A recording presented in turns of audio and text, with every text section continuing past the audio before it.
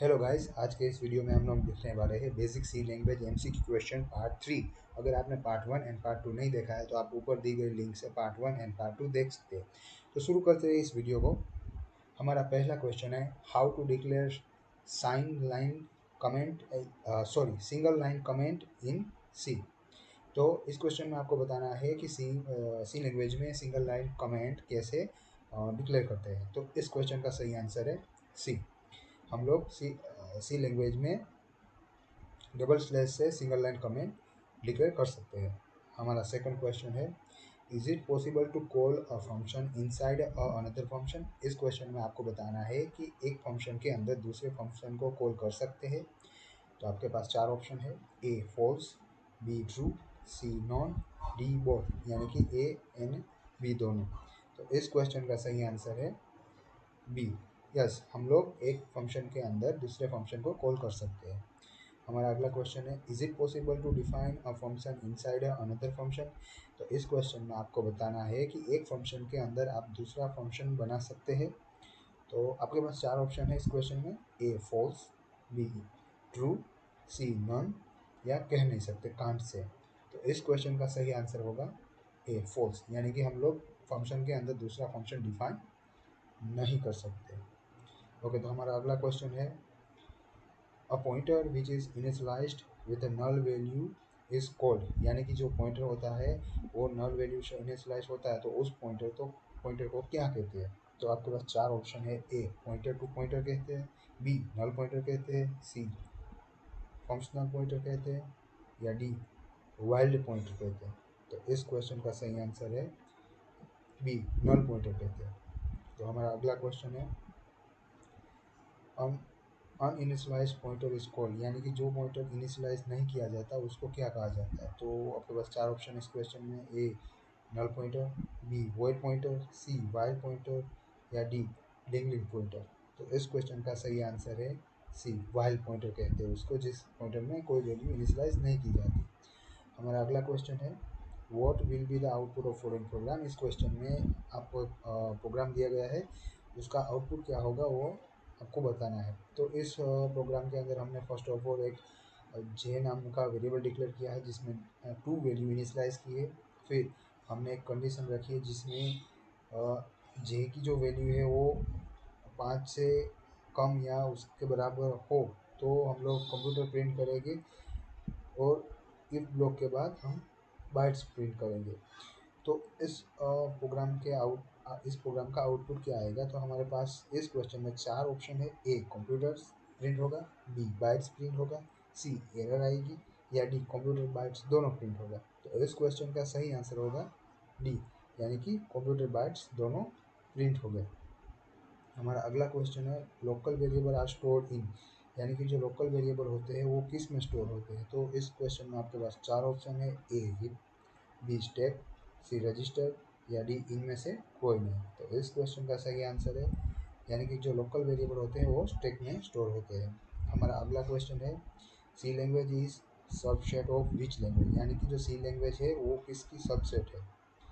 तो इस क्वेश्चन में आपके पास चार ऑप्शन है ए पाइथन, बी जावा, सी सी शार्प, या डी सी प्लस प्लस। तो इस क्वेश्चन का सही आंसर है डी सी प्लस प्लस। हमारा अगला क्वेश्चन है how many bytes float occupy in memory. यानी कि जो फ्लोट डेटा टाइप होती है वो मेमोरी के अंदर कितने बाइट्स की जगह लेती है। तो आपके पास इस क्वेश्चन में चार ऑप्शन है 0 बाइट्स, बी 3 बाइट्स, सी 2 बाइट, डी 4 बाइट। तो इस क्वेश्चन का सही आंसर है डी 4 बाइट। हमारा अगला क्वेश्चन है which data type will throw an error when we perform the module operation. यानी कि कौन सी डेटा टाइप है जो कि एरर थ्रो करेगी अगर उसके ऊपर कोई मॉड्यूल ऑपरेशन किया जाए तो हमारे पास इस क्वेश्चन में चार ऑप्शन है A integer, B float, C double, या ये जो सभी ऑल ऑफ अबव। तो इस क्वेश्चन का सही आंसर है बी, यानी कि फ्लोट डेटा टाइप पर अगर मॉड्यूल ऑपरेशन किया जाए तो वो एरर थ्रो करेगी। हमारा अगला क्वेश्चन है what will be the output of following programme. यानी कि इस क्वेश्चन में हमने प्रोग्राम रखा है जिसका आउटपुट क्या है वो आपको बताना है। तो फर्स्ट ऑफ ऑल इस प्रोग्राम में हमने एक जे नाम का वेरिएबल डिक्लेयर किया जिसमें ट्रू वैल्यू इनिशियलाइज की है। बाद में एक इफ ब्लॉक है जिसके अंदर प्री इंक्रीमेंट से जे की वैल्यू प्लस होती है, फिर एंड कंडीशन में जे की वैल्यू चेक हो रही है 3 से, यानी कि जे की वैल्यू इक्वल इक्वल टू 3 होगी तो ट्रू प्रिंट होगा, एल्स फॉल्स प्रिंट होगा। तो इस प्रोग्राम में आपके पास 4 ऑप्शन है आंसर के। तो ए में फॉल्स है, बी में ट्रू प्रिंट होगा, सी एरर आएगी, या इनमें से कोई नहीं। तो इस क्वेश्चन का सही आंसर है यानी कि ट्रू, कि ट्रू प्रिंट होगा। इस ट्रू प्रिंट होने की वजह ये है कि हमने पोस्ट प्री इंक्रीमेंट ऑपरेटर की मदद से जे की जो वैल्यू है वो हमने 2 में से 3 कर दी, इसलिए दूसरी जो कंडीशन है वो सेटिस्फाई हो गई, जे की वैल्यू 3 हो गई, इसलिए ट्रू प्रिंट हुआ।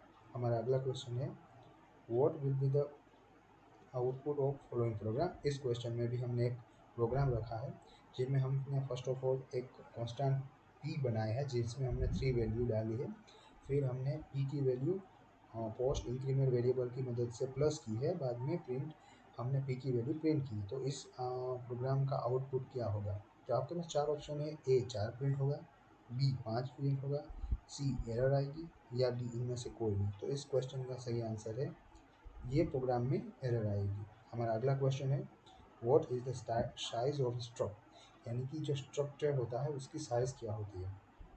तो हम आपके पास 4 ऑप्शन है इस क्वेश्चन में।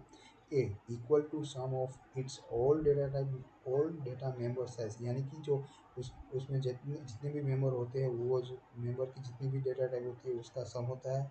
या B equal to its biggest data member size, यानी कि जो जितने भी स्ट्रक्चर में मेंबर होते हैं उसमें से जो भी बड़ा मेंबर होता है उसकी जो साइज होती है उतनी होती है। सी सी में equal to its smallest data member size, यानी कि जो स्ट्रक्चर में जितने भी स्मॉलेस्ट यानी कि जो भी कम मेमोरी वाला मेंबर होता है उसकी साइज इतनी होती है, या इनमें से कोई नहीं। तो इस क्वेश्चन का सही आंसर है A equal to sum of its all data member, यानी कि स्ट्रक्चर के अंदर जितने भी मेंबर्स होते हैं उसका जो सम होता है उतनी उसकी साइज होती है।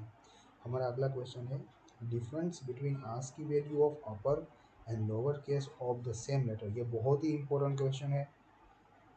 इस क्वेश्चन में आपको बताना है कि आस्क की वैल्यू में जो upper case and lower case का जो सेम लेटर होता है उसका डिफरेंस क्या होता है दोनों का।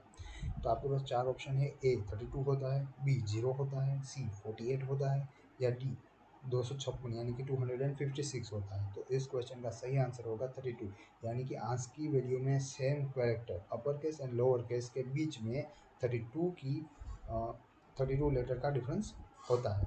तो हमारा अगला क्वेश्चन है which of the following function is pre defined, यानी कि नीचे गए दिए गए फंक्शन में से कौन सा फंक्शन प्री डिफाइंड है। तो आपके पास 4 ऑप्शन है, A input, B print, C SQRT and D main. तो आपको बताना है कि इस 4 ऑप्शन में से 4 फंक्शन में से कौन सा फंक्शन प्री डिफाइंड है। तो आपके इस क्वेश्चन का सही आंसर है एसक्यूआरटी। एसक्यूआरटी फंक्शन है वो प्री डिफाइंड है जो कि स्क्वायर रूट फाइंड करने में यूज़ होता है बेसिकली, और वो लाइब्रेरी में आता है इसलिए वो प्री डिफाइंड है। हमारा अगला क्वेश्चन है how many types of comments are in C, यानी कि सी लैंग्वेज में आपको बताना है कि कितनी टाइप के आप कमेंट्स लिख सकते हैं। तो आपके पास 4 ऑप्शन है, ए 2 टाइप, बी 1 टाइप, सी 3, या डी 4।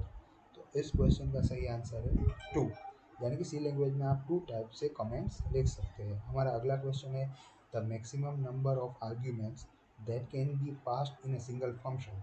तो इस क्वेश्चन में आपको बताना है कि एक फंक्शन के अंदर आप ज़्यादा से ज़्यादा कितनी आर्ग्यूमेंट सेंड कर सकते हैं।